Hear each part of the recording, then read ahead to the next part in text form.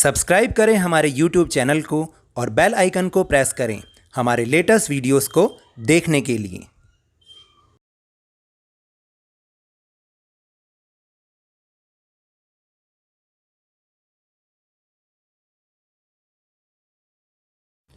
Hello and welcome to Lavneesh sir की क्लास। आज की ये DOE की वर्कशीट यानी डायरेक्टरेट ऑफ एजुकेशन की वर्कशीट नंबर 38 जो कि 6 to 8 क्लास के स्टूडेंट्स के लिए है, पहले की तरह बहुत ही मज़ेदार है। अब पूछोगे क्यों मज़ेदार है? अरे भाई मज़ेदार इसलिए है क्योंकि इसमें एक पिक्चर दे रखी है, एक फ़ोटो दे रखी है जिसमें बहुत सारे लोग बैठे हैं और वो ध्यान भी नहीं कर रहे। पीछे दो चोर भी दे रखे हैं और वो अपना काम कर रहे हैं यानी कि चोरी कर रहे हैं। तो चलो मेरे साथ इस वर्कशीट को समझने की कोशिश करें और फिर इसके बाद जो आज क्वेश्चन आंसर हैं वो बहुत ही आसान है। तो चलें शुरू करें।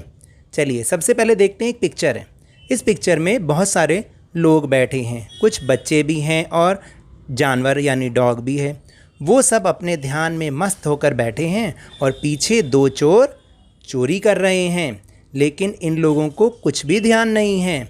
इसमें एक मैन बैठा है जो कि न्यूज़पेपर को रीडिंग कर रहा है और वो सोफ़ा पर बैठा है, वो आर्म चेयर पर बैठा है जिसमें हाथ रखने की जगह होती है। और दो लेडीज़ बैठी हैं जो कि सोफ़ा पे बैठी हैं, जिसमें से एक तो वो निटिंग कर रही है यानी कि बुनाई कर रही है और दूसरी स्लीपिंग कर रही है, सो रही है। दो बच्चे बैठे हैं जो कि टीवी देख रहे हैं। एक डॉग बैठा है जो कि न्यूज़पेपर रीडिंग जो आदमी कर रहा है, जो मैन कर रहा है, उसके बिल्कुल पास में बैठा हुआ है। पीछे दो चोर हैं जो कि चोरी कर रहे हैं। दोनों ने ही अपने फेस पर मास्क लगा रखा है। इनमें से एक चोर तो हाथ में रेडियो सेट चोरी करके ले जा रहा है और दूसरा कैबिनेट में से चीज़ें चुरा रहा है, लेकिन घर में से किसी भी मेंबर का ध्यान उन पर नहीं है। ये तो हमारा था पिक्चर का डिस्क्रिप्शन। चलते हैं अपने क्वेश्चन नंबर 1 पर, जो है वोकैबुलरी मतलब शब्दार्थ, नए शब्द। पहला है सिटिंग रूम, जिसको हम ड्राइंग रूम भी कहते हैं, यानी जिसमें हम सब आकर बैठते हैं और टीवी देखते हैं। दूसरा है आर्म चेयर यानी बाहों वाली कुर्सी जिसमें हाथ रखने के लिए जगह होती है। तीसरा है सोफ़ा यानी सोफ़ा। न्यूज़पेपर मतलब अखबार। कैबिनेट मतलब एक छोटी अलमारी जिसमें काफ़ी सारी चीज़ें रखी होती हैं। फिर टेलीविज़न सेट यानी टीवी। रेडियो सेट यानी रेडियो। थीफ का मतलब है चोर। फिर है मास्क मतलब मुखौटा। निट का मतलब बुनाई करना और स्टील का मतलब चुराना।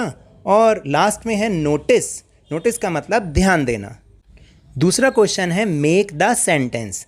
यहाँ पर 3 बॉक्सेस बने हैं, पहला ब्लू बॉक्स, फिर येलो बॉक्स और तीसरा ग्रीन बॉक्स। अब आपने क्या करना है कि जो ब्लू बॉक्स का एक एक वर्ड लेना है और फिर बीच वाला येलो बॉक्स का जो वर्ड लिखे हैं वो लेना है और ग्रीन बॉक्स के 4 जो सेंटेंस लिखे हैं हर एक के साथ मिला के उसको लिखना है। जैसे I do not know what is happening, I do not know who is here, I do not know where is the thieves are, I do not know when the visitors came. इस तरह से जो नीले वाले box में 4 लाइनें बन गई, I, the people in the room, we, Ramesh and Suresh, हर एक के साथ 4-4 सेंटेंस बनेंगे। तो टोटल सेंटेंस हो गए 16 सेंटेंस।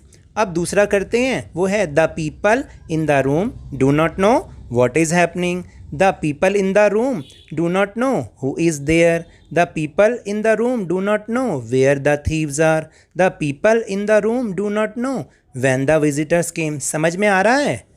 बाकी दोनों आप खुद करें तो समझ में आ रहा है ना कि ब्लू बॉक्स में से पहले एक वर्ड लेना है, फिर येलो बॉक्स का वर्ड लेना है और ग्रीन बॉक्स के पहले सेंटेंस के साथ मिलाना है, दूसरे सेंटेंस के साथ मिलाना है, तीसरे सेंटेंस के साथ मिलाना है और चौथे सेंटेंस के साथ मिलाना है। इस तरह से ये क्वेश्चन हो पाएगा और 16 सेंटेंस बनेंगे। चलते हैं अपने तीसरे क्वेश्चन पर, आंसर द क्वेश्चन। और इसके तो बहुत सारे भाग हैं, कोई बात नहीं, मैंने पहले आपको पिक्चर के बारे में बताया है तो ये क्वेश्चन के आंसर बहुत आराम से हो सकते हैं।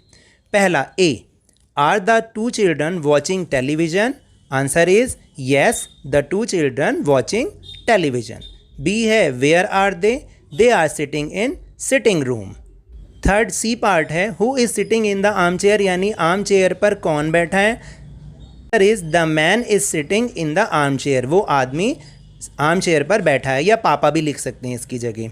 Fourth D part, what is the old women doing, यानी बूढ़ी औरत क्या कर रही है। The old women doing is sleeping, यानी ओल्ड वुमन सो रही है। ई पार्ट है, where is the dog, dog कहाँ पर है। Dog is sitting near the man, मतलब डॉग आदमी के पास बैठा है। एफ पार्ट है, is the cabinet in front of the sofa, मतलब कैबिनेट सोफा के सामने है। No, cabinet is behind the sofa, यानी कैबिनेट सोफा के पीछे है। जी, what are the two man wearing over them faces, यानी जो दो आदमी हैं उन्होंने अपने फेस पर क्या पहना है। बिल्कुल सही, mask. The two man wearing over them faces mask. H part है, what is the one man carrying, मतलब एक आदमी क्या ले जा रहा है। The one man is carrying radio set, यानी एक आदमी रेडियो सेट लेके जा रहा है। फिर है आई part, what is the other man doing, यानी दूसरा आदमी क्या कर रहा है। The other man is doing stealing the things, यानी दूसरा आदमी चीज़ें चुरा रहा है। और जे पार्ट है, do the people in the room no what is happening, कमरे में बैठे लोग जानते हैं कि क्या हो रहा है। Answer is no, no the people in the room do not know what is happening.